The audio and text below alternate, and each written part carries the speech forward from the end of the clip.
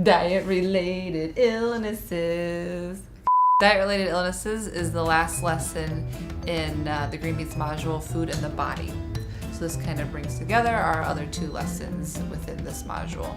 This lesson really has you looking at, with your students, how food affects both their health in the short term and then in the long term. The point of this lesson is not to scare anybody, because a lot of the diet-related illnesses that we're seeing, somebody usually knows somebody, a family member or a friend, somebody in their life has one of these diseases or has had. So we want to talk about them. We want to make it normal to talk about them. We don't want anybody to be scared or offended talking about them, but we also don't want any bullying or finger pointing coming from this conversation. So this is a way, hopefully, to open up that dialogue and help your students in your classroom make any connections between people they have in their own life and maybe possibly their own diet choices. And this has nothing to do with any physical appearance. Again, this is a short-term effect and a long-term effect of diet choices. So what we're seeing increasing more and more in our society as a whole of diet-related illnesses are obesity, diabetes, heart disease, and hypertension or high blood pressure.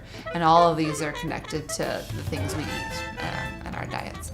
For your students day-to-day, eating a diet really high in energy, so calories, and very low in nutrient value, can generally lead to sluggishness, easily tired, sometimes constipation, diarrhea, all types of just regular ickiness and illness that they might not even realize that they're experiencing if they aren't eating a healthy diet and it's their regular diet, and they might not also be so in tune to. So this is a way to open up the conversation for your students to be maybe a little more in tune with their bodies and what they're eating. And again, this connects back to the breakfast challenge where they were recording what are they eating every day and maybe how are they feeling, if they can investigate that and ask themselves that. And then in the long term, we see our diet choices really affecting our health. And I say our health as a society and as a community.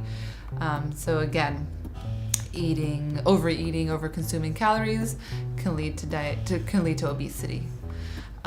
People that have high levels of obesity over time, if they don't change their diet, can often, not all the time, of course, but this can often lead to diabetes, type 2 diabetes, which then has a whole host of health issues. When you have a surplus of sugar circulating in the body. Some more severe cases of diabetes can lead to limb amputations and or blindness, but these are severe cases. And hypertension is often occurs when we overconsume salt or sodium, and also fat plays a role in hypertension or high blood pressure. And this is when your arteries, your blood vessels, have too high a velocity of blood flow that is unhealthy for them, and this could lead to a heart attack. A fourth diet-related illness is heart disease, which is very connected to hypertension as well, and can lead to a heart attack. So in this lesson for day 1, you start with this introduction of diet-related illnesses. What are our 4 most common diet-related illnesses? What is the difference that we might experience day to day in the short term versus the long term of what we eat? Connect it back to the digestive and circulatory system lessons, and then we show the Green Beetz diet-related illness video that kind of sums up all these points. So in day 2, your students will receive some fictional characters that have 4 different diet-related illnesses. Again, these are obesity, type 2 diabetes, hypertension or high blood pressure, and heart disease. And they'll be given with that fictional character a list of symptoms. And then they, in their groups or as a class, however is best for your classroom, need to decide what character has what of those 4 diet-related illnesses. And then you'll have a snacks and facts, which again Hopefully you've prepared ahead of time, because this discussion into the diet-related illnesses and symptoms and diagnosis can be very timely as your students really get into it and have some lengthy discussions. And then you'll test your noodle, and then you'll call it a wrap.